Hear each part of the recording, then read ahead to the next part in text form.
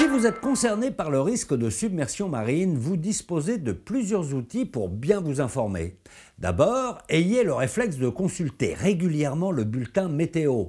Si une tempête arrive chez vous et que le littoral risque d'être impacté par un phénomène de submersion marine, vous en serez averti. Pour des informations plus précises, rendez-vous sur le site Vigilance Météo France. Il montre pour chaque département le niveau de danger potentiel de différents phénomènes météorologiques, y compris des submersions marines, sous l'appellation vague submersion. Pour chaque portion du littoral, le degré de vigilance et la conduite à suivre sont indiqués par un simple code couleur. Et les données sont actualisées tous les jours. Ça, c'est pour être informé d'un risque de submersion. Mais avant même que le danger n'arrive, il faut être bien préparé. Quels sont les moyens d'alerte prévus par votre ville? Où se trouvent les points de refuge en cas d'évacuation? Y a-t-il des exercices grandeur nature auxquels vous pouvez participer? Eh bien, renseignez-vous auprès de votre mairie, sur le site de votre commune ou sur celui de votre préfecture. Par exemple, la ville de La Rochelle a mis en place un système d'alerte par SMS en cas de vigilance orange ou rouge. On peut s'y inscrire très simplement via une page web.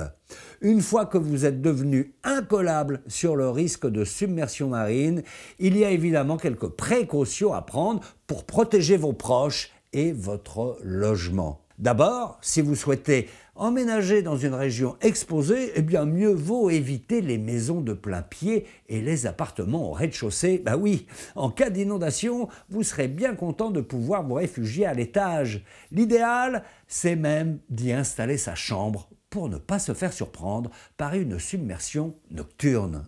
De manière générale, tout ce qui est précieux, par exemple les papiers importants, les objets de valeur ou encore tout ce qui est polluant comme les produits toxiques, tout cela doit être rangé en hauteur. Merci. Et ce n'est pas tout. Si vous êtes propriétaire dans une zone à risque, il est possible d'adapter votre logement pour le rendre plus sûr et plus résilient. Par exemple, vous pouvez faire poser une fenêtre de toit pour faciliter l'évacuation. Un peu moins de bruit, s'il vous plaît, merci. Ou vous pouvez aussi modifier l'installation électrique pour qu'elle aille du plafond vers le sol.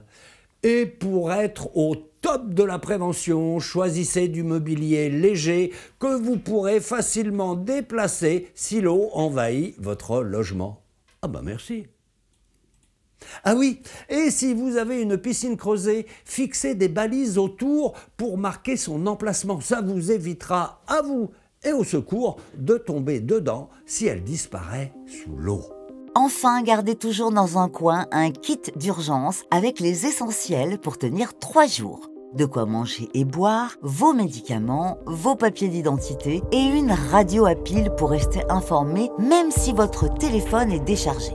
Vous trouverez toute la liste du kit d'urgence sur le site du gouvernement.